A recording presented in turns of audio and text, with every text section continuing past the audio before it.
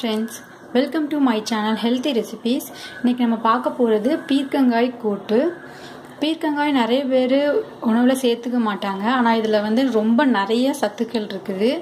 Example vitamin A, B, C, calcium, phosphorus, iron அப்படின்ட்டு நிறைய சத்துக்கள் இருக்கு.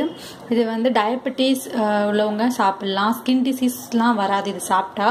ஸோ இதை வந்து வீக்லி ஒன்ஸ் நம்ம வந்து உணவுல சேர்த்துக்கிறது ரொம்ப நல்லது. ஸோ இது எப்படி செய்யுதுன்னு பார்க்கலாம். இது ரொம்பவே ஈஸியான ஒரு கூட்டு. இது செய்ய தேவையான பொருட்கள் வந்து பாசிப்பருப்பு, பீர்க்கங்காய் இது ரெண்டு இருந்தாலே போதும். இது ரெண்டையும் வேக வச்சு நம்ம தாளித்து சாப்பிட்டாலே ரொம்ப நல்லா இருக்கும். ஆனால் சில குழந்தைங்களுக்கு அப்படியே சாப்பிட்டா பிடிக்காது, கொஞ்சம் ஸ்பைஸியாக தேவைப்படும்.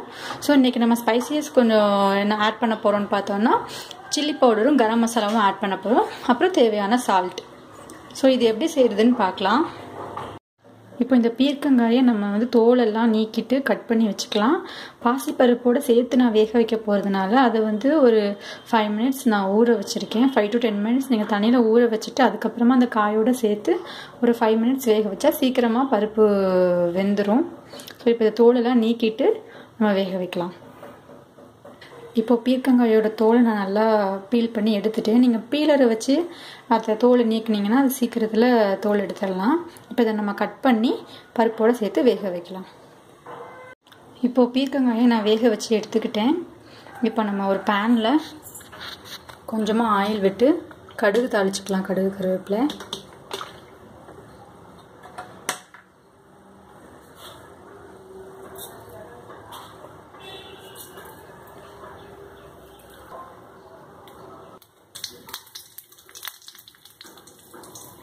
இப்போ பீர்க்கங்காய் ஆட் பண்ணிடலாம்.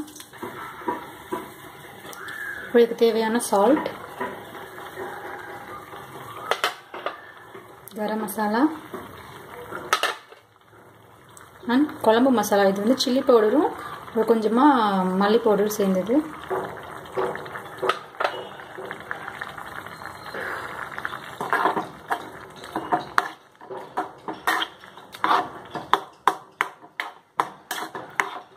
இது கொஞ்சம் லிக்யூடாக இருக்குது.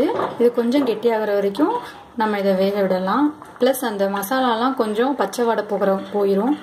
ஸோ ஒரு 2 to 3 மினிட்ஸ் இதை நம்ம குக் பண்ணலாம். இப்போ 5 மினிட்ஸ் ஆயிடுச்சு. நம்ம இதை வேறு ஒரு பவுலுக்கு ட்ரான்ஸ்ஃபர் பண்ணிக்கலாம். ஸ்பைசஸ்லாம் ஆட் பண்ணியிருக்கிறதுனால இது வந்து நல்லாயிருக்கும். சாம்பாருக்கு ரொம்ப மேட்சான ஒரு டிஷ்ஷு, சைட் டிஷ்ஷு.